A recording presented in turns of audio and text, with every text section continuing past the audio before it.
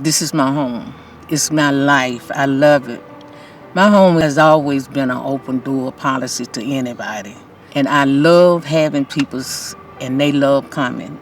I've been here for 31 years and I've always had to do for myself. My plan was to retire and pay off my home. And after I came down with cancer, breast cancer in 2017, I said, well, that's a done deal. That's a wrap. I'm probably not going to do it. But everything still worked itself out. In 2018, I was able to pay it off and retire. When I got my own house, I just decided I'm going to paint my house purple.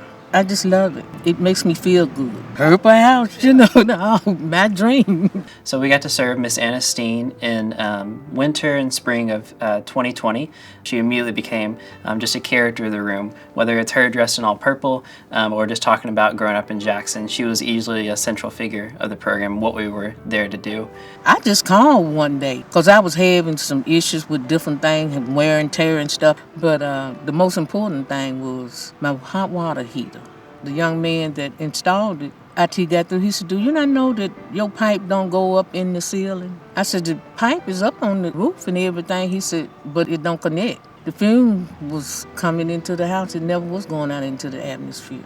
We were able to address her water heater. It hadn't been properly connected to an exhaust pipe, and so that was an issue waiting to happen. I didn't know it, but Habitat Humanity, when they came in, they were going to get that done. That's when they found out the electrical box was outdated. The utility box, it wasn't grounded, so she was living in an unsafe situation. If there was an electrical fire or a lightning strike, there was a chance that she could get injured. No ground wire at all. These were things that I just never knew that existed. You know, when she's on her own, she doesn't feel safely entering her home, nor being in her backyard. Like, for example, we put an LED light back there to help increase security.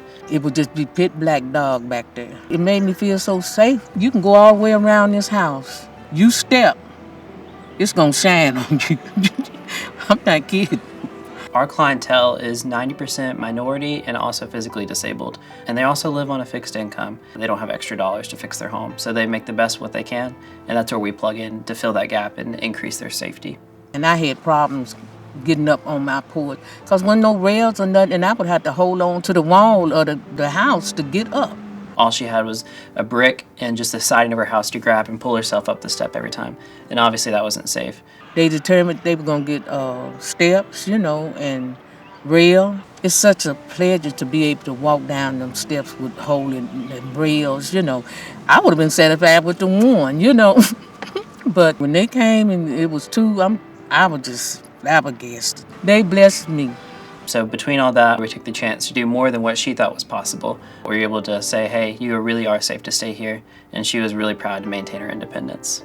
Beyond thankful to know that it's organizations and people's still in this world that is willing to do things for others, Here at the Habitat for Humanity in Jackson, Tennessee, we're definitely a smaller operation. So almost anything we do, it's all hands-on. And so when we're out there, she really just showed and expressed joy that someone else would just care about her after all this time of living in the home. Because she was going to stay in the home. That wasn't a question of it.